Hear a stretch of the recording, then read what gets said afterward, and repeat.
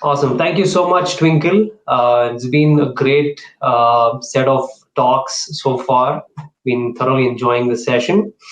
Now, just to shift gears, we have, of course, the Eco Talk segment for you. Here we have a startup founder with us to share her journey on how they've really become one of the really benchmarks of sorts in terms of the overall sustainable lifestyle and fashion industry.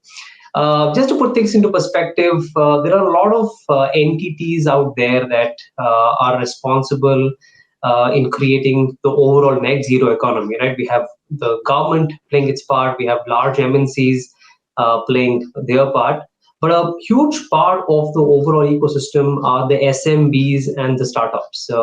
At last count, there are over 40 million SMBs in India and close to about 70,000 startups in India.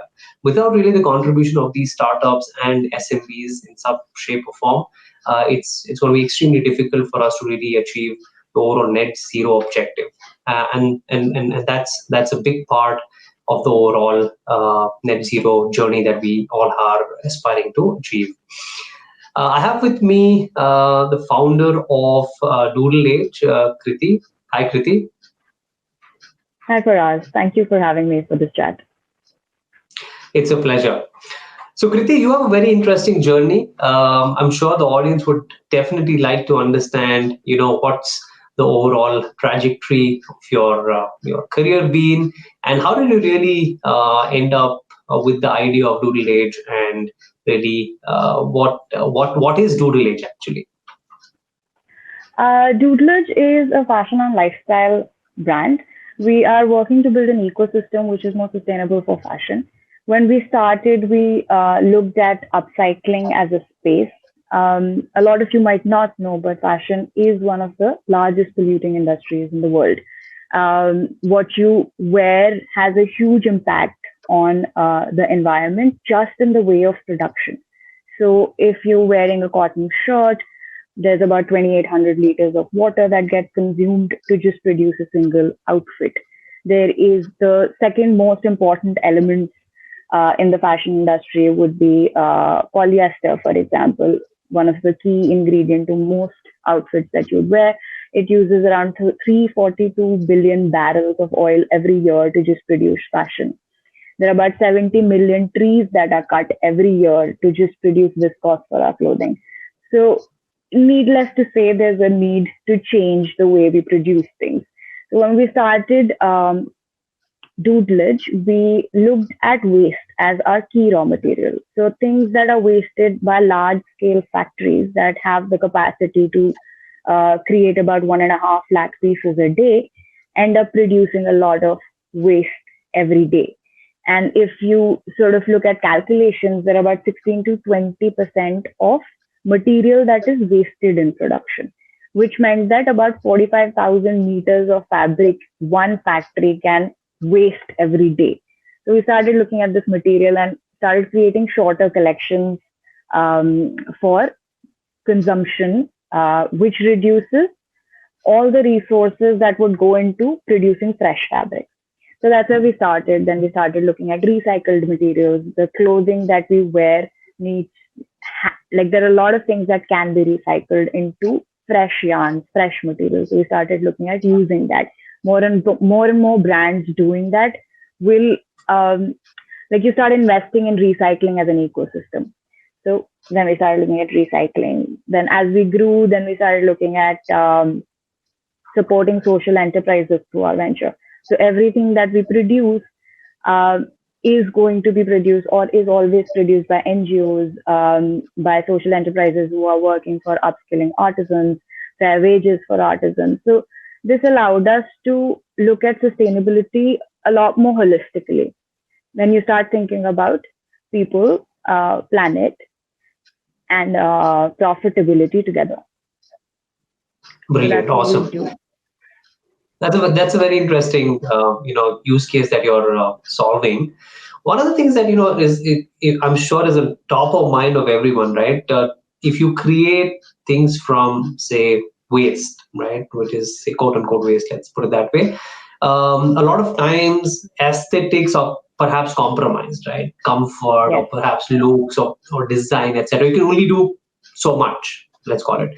How do you kind of solve for that? Because a lot of, at least the perception out there is, hey, it's not that aesthetic. I can't wear this for a, say, an outing or a meeting, for example.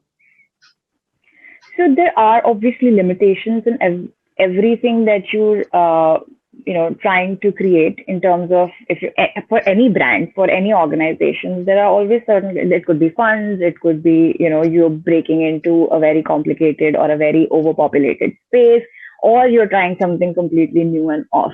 So for us, one of the challenges is working with a raw material that is very limited.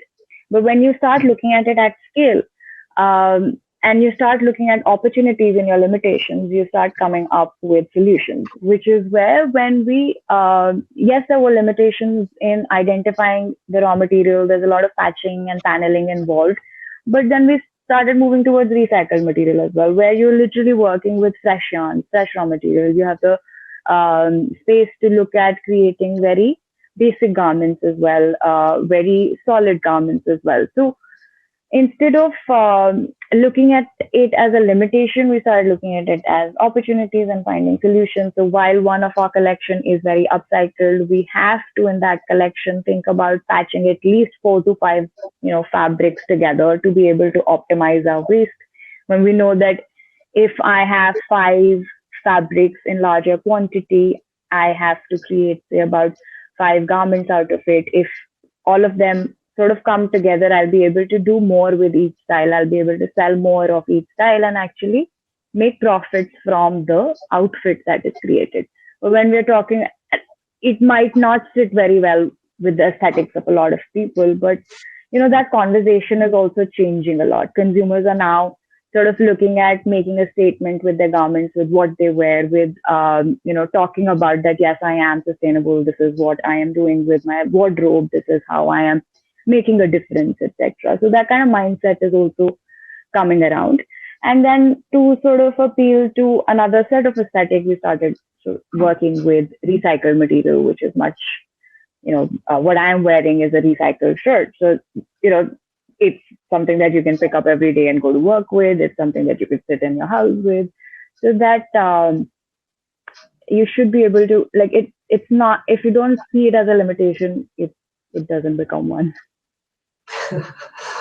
Brilliant. Is it fair to assume that the largest section of your consumer base are the younger generation, the Gen Zs, millennials? Is that a fair assumption? I think millennials would be the target consumer that we also keep in mind while we're designing. But at least 20% of our population, of our consumers, is something that we never sort of talk to. There are these people who go out there to sort of understand what's happening in the ecosystem and invest in different ecosystems. So we have somebody who's 16 also who shops from us. We have somebody who's 60 who shops from us as well. So that segment's always there, but a larger consumer bit is the millennials, global millennials actually. Brilliant. Kriti, through Doodlage, what is the impact that you're creating in terms of just quantifiable impact? Of course, it's definitely creating a lot of sustainable products. But have you been able to quantify the impact of what you're doing? So for us, I think everything can be calculated back to the energy consumption in creating virgin material. Which is how we also calculate impact of each project that we do as well. So, for example, we did a very recent project of creating package, and we do a lot of B2B projects as well. So one is our B2C side of the brand, where we create clothing and lifestyle products out of wastage, which is either recycled or upcycled. Other is that we support other organizations to think more or think for alternative products. It could be your uniforms, it could be your packaging, it could be merchandise for your organization, it could be a gifting solution for your organization. So we've done several projects like that. One of we've recently worked with Decathlon, for example. We did a show for Mercedes very recently, and when we start calculating the impact of each project, the a recent project we did for ABD Distilleries, which was packaging for one of their bottles, and it's a glass bottle. So every package used material that is otherwise discarded. So then we printed over that material to make it look similar to each other, and we created cushioned packaging for their bottles, which was again a limited edition collection of about 2 lakh parcels. And that itself helped us save about 15,000 meters of fabric. It then saved about 20 lakh liters of water because no new material was used. Then that material was created, or that parcel itself was created in several fair wage factories. Then it was sort of packed with an NGO who sort of, women who help us sort of put little trims, etc. together. So this kind of helps uplift the whole ecosystem that you're trying to help and move forward with. So, which is why I also feel, D2C brands are extremely important, because they bring that conversation directly to the consumer as well. That this is what is going behind making your products, and this is who is making that product, and this is why you need to invest in sustainability. Brilliant, brilliant. I think absolutely, relevant in terms of today's day is the need of the hour, pretty much. I'm going to play a little bit of a devil's advocate now, and I'm going to ask you this question on. So a lot of what you do, right, and what you create also leads to some sort of waste, right? Yes. What happens to that waste? How do you put that to use sustainability, or where does that go eventually, and how do you dispose that of sustainability? So several things here. For us, one, I think it's important to understand if you're building any business, you are going to use resources. But it's also important to understand that if you don't build alternate ecosystem, where are these people going to be employed, right? So, which is why it's always important to do R&D around sustainability, look at alternatives, creating alternatives, scaling alternatives becomes very important. So that is the thought that we started with, and then we took it forward to create solutions which allowed us to upcycle, recycle, and eventually whatever waste we create. When you build something ground up, you can actually think about all raw materials that are going, all energy that is going into it, right? So whatever we were wasting, we started, firstly, we started thinking about the raw material that is going into it. Is it recyclable in the first place or not? So whatever waste we source has to be recyclable waste. Once it's wasted at a production level, we are able to create paper out of it. And that paper is again then used for our packaging. It's used for our stationery. So we don't, at least we try to not waste raw material at that stage. And now we're working to build ecosystems which allows consumer to bring the clothes back to us with another organization called Firlo. So you send back everything that you no longer use. We either recycle or resell that. So when you're building something ground up, you're able to sort of look at things at every step of the way. Then you start thinking about, okay, now I still have a little bit profit that I can then dedicate towards looking at organizations that are maybe using greener resources to create, so solar powers, recycling, water waste management plants.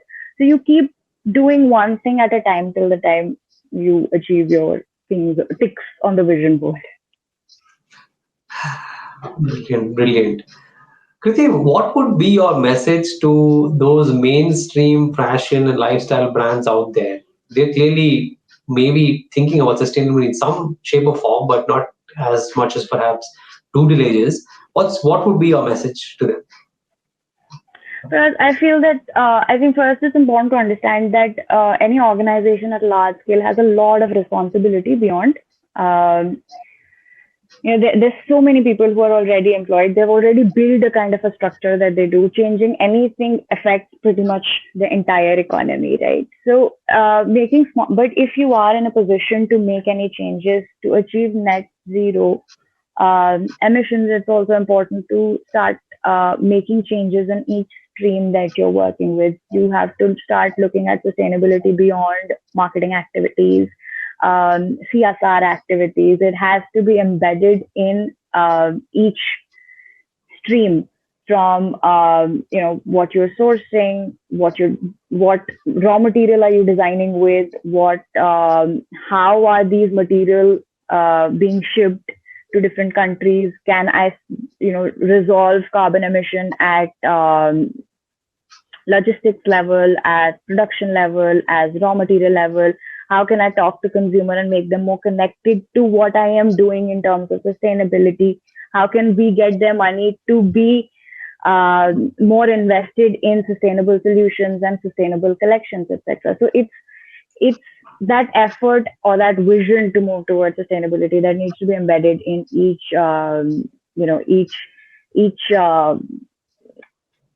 segment of the organization. Got it, absolutely. My final question to you is, where do our audience go and buy or partner with Doodlage? All information about what we do is available on our website called doodlage.in. We're very reachable. We are a very open to different kind of concepts organization. We collaborate a lot and we love doing that. So we would love to hear from as many people as are interested in understanding more around sustainability. Brilliant. Thank you so much, Kriti, for joining us today. More power to your tribe, and we hope there are a lot more people that get inspired by individuals and organizations such as you and yours. So thank you so much for joining us, and we wish you all the best. Thanks, Faraz.